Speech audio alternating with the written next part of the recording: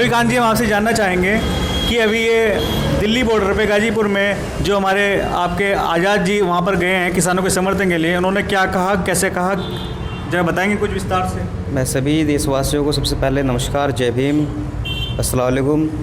सम्मानित साथियों, जैसे कि चंद्रशेखर आज़ाद जी ने जो समर्थन दिया है, गाजीपुर बॉर्डर पे पहुंचकर किसान भाइयों के आंदोलन में समर्थन जो किया है, ये बिल्कुल ठीक किया है, क्योंकि चंद्रशेखर आज़ाद जी एक आवाज़ है, उन असहाय लोगों की आवाज़ है जिनको इस देश में न्याय नहीं मिल रहा है। क्योंकि देख रहे हैं कि 2 महीने से किसान भाई रोड पर है, चाहे सर्दी है, चाहे गर्मी है, चाहे कुछ भी है। आपने देखा भी है कि 2 महीने से लगातार पंजाब और हरियाणा के लोग जो किसान हैं वे सड़कों पर है। जो ये 3 अध्यादेश जो सरकार, मोदी सरकार, योगी सरकार जो लाई है, वे लॉकडाउन की आड़ में जो किसानों पर जबरन थोपे जा रहे हैं, उसका विरोध जो ये जो किसान भाई, हमारे किसान भाई जो कर रहे हैं, उनके विरोध में जो अपना प्रोटेस्ट कर रहे हैं, उस प्रोटेस्ट में चंद्रशेखर आज़ाद जी ने वहाँ पर पहुंचकर उनका मनोबल और बढ़ा दिया है। इस सरकार ने जो किसानों के समर्थन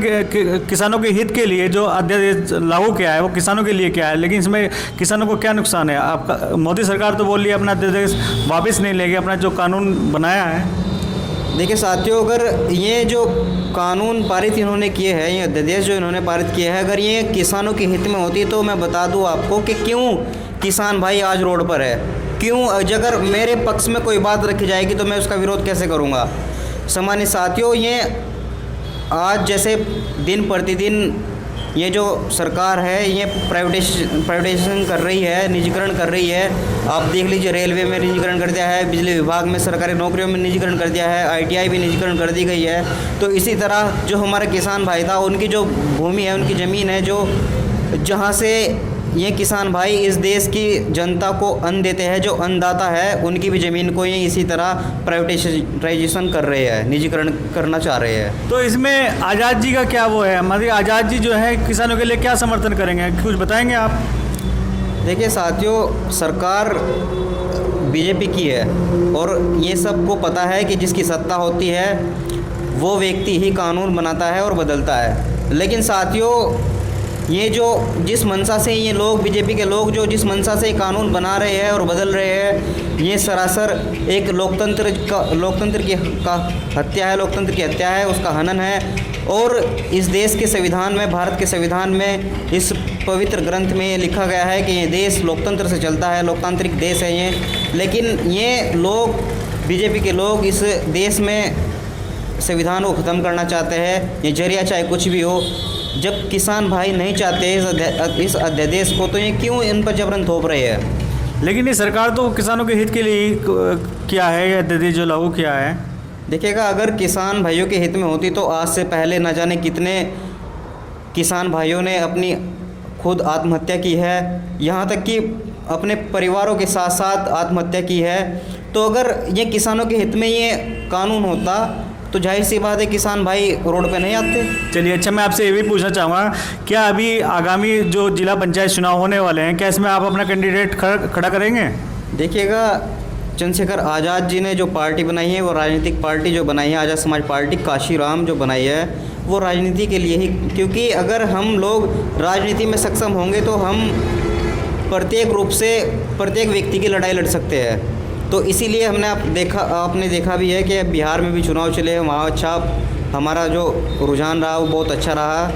और अभी उपचुनाव हुए जो आपके उत्तर प्रदेश में जो उपचुनाव हुए हैं, वहाँ भी बहुत अच्छा हमें सपोर्ट मिला है। और ये तो चंद्रशेखर आज़ाद जी ने घोषणा कर दी थी कि हम निरंतर चुनाव लड़ेंगे, प्रत्येक सीट, चाहे को ग्राम प्रधान से लेकर मुख्यमंत्री हो, चाहे कुछ भी, कोई भी चुनाव हो, हम निरंतर हर चुनाव में लड़ेंगे। तो इसमें आपने क्या रणनीति तैयार कर रहे हैं आप इस चुनाव के लिए, आगामी होने वाले चुनाव के लिए? देखिएगा, अभी रणनीति निरंतर बढ़ा रहे हैं और रोज़ मीटिंगें होती है। हम अपने साथियों में और भी जो समाज है उसमें बैठते हैं। अभी काफ़ी समाज जो गुज्जर समाज है और सैनी समाज है, वो अपना समाज ओबीसी समाज है, जो उन्होंने हमें पूर्ण रूप से समर्थन किया है देवबंद में। और देवबंद ही नहीं, आप किधर भी देखेंगे पूरे देश में चंद्रशेखर आज़ाद जी की जो फ़ैन फॉलोइंग है वो दिन प्रतिदिन बढ़ रही है, क्योंकि वे जाति विशेष को छोड़कर एक इस देश की अखंडता, एकता और स्वतंत्रता, एकता और समानता की बात करने वाले नेता है हमारे। तो वे व्यक्ति इस देश की एकता को बनाए रखने के लिए तमाम SC ST OBC माइनॉरिटी अल्पसंख्यकों को एक प्लेटफॉर्म पर लाकर उनको मजबूत करने का काम कर रहे हैं। जैसे कि आप विधानसभा अध्यक्ष हैं, तो इसमें अपने किसान क्षेत्र, अपने क्षेत्र के किसानों के लिए आप क्या क्या रणनीति तैयार कर रहे हैं, कैसे कर रहे हैं? देखिएगा, जैसे भी ऊपर से हाईकमान से जो ऑर्डर आएंगे हमारे लिए, चंद्रशेखर आज़ाद जी हमारे राष्ट्रीय अध्यक्ष जी का जैसे भी ऑर्डर आएंगे, जैसे वहाँ पर अभी उन्होंने अनाउंस घोषणा भी कर दी है कि अगर शासन और प्रशासन किसान भाइयों को जेल में डालता है, क्योंकि अभी घोषणा कर दी थी कि हम इनको जेल में डाल रहे हैं, तो चंद्रशेखर आज़ाद जी ने वहाँ खुले मंच से ये बोल दिया है कि अगर आप इनको जेल में डालते हो तो सबसे पहले भीम आर्मी भारत जनता मिशन के लोग, आर्य समाज पार्टी काशीराम के लोग इस देश में जेल भरो आंदोलन चलाने का काम करेंगे। और निरंतर ये आंदोलन तब तक चलेगा जब तक किसान भाइयों को न्याय और इंसाफ नहीं मिल जाएगा। जी, जैसे कि इन्होंने बताया है कि किसानों के समर्थन के लिए कि अपने आज़ाद जी जो हैं, इनके पार्टी के नेता जो हैं, वो किसानों के समर्थन के लिए तैयार खड़े हैं और बिंदास बोल इंडिया के साथ बने रहिए। धन्यवाद।